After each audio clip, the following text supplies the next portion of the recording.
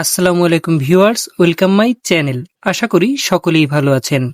সম্পূর্ণ নতুন একটি চাকরির নিয়োগ বিজ্ঞপ্তির আপডেট তথ্য থাকছে আজকের ভিডিওতে।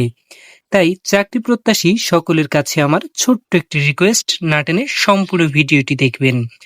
এছাড়াও সরকারি বেসরকারি সকল ধরনের নিয়োগ বিজ্ঞপ্তির আপডেট তথ্য ঘরে বসে সকলের আগে পেতে আমার চ্যানেলটিকে সাবস্ক্রাইব করে রাখুন। প্যানেল আইনজীবী তালিকাভুক্তি বিজ্ঞপ্তি। এখানে মোট 3টি জব ক্যাটাগরি রয়েছে। 3টি জব ক্যাটাগরি প্যানেল আইনজীবী। তবে এখানে শিক্ষাগত যোগ্যতা ও অভিজ্ঞতার মাঝে কিছু পার্থক্য রয়েছে।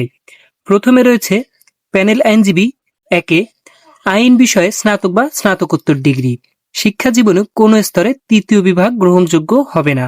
বাংলাদেশ বার কাউন্সিলের সনদসহ সংশ্লিষ্ট বার অ্যাসোসিয়েশনের মেম্বারশিপ থাকতে হবে।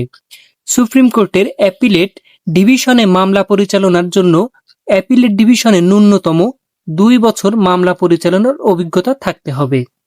দ্বিতীয় যে পদটি রয়েছে এটিও প্যানেল আইনজীবী। শিক্ষাগত যোগ্যতা প্রয়োজন, আইন বিষয়ে স্নাতক ও স্নাতকোত্তর ডিগ্রি। এখানেও শিক্ষা জীবনে কোনো স্তরেই 3য় বিভাগ গ্রহণযোগ্য বলে বিবেচিত হবে না। তবে এখানে মামলা পরিচালনায় 5 বছরের বাস্তব অভিজ্ঞতা থাকতে হবে। 3 নম্বরে রয়েছে প্যানেল আইনজীবী, জেলা ও দায়রা জজ আদালত রংপুরের মামলা পরিচালনার জন্য। শিক্ষাগত যোগ্যতা একই প্রয়োজন, তবে 10 বছরের মামলা পরিচালনার বাস্তব অভিজ্ঞতা থাকতে হবে। আবেদনটি ডাকযোগের মাধ্যমে করতে হবে।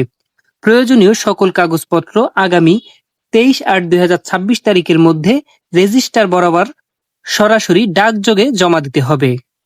আবেদনের শেষ তারিখ 23 আগস্ট 2026। সম্পূর্ণ ভিডিওটি দেখার জন্য অত্যন্ত ধন্যবাদ।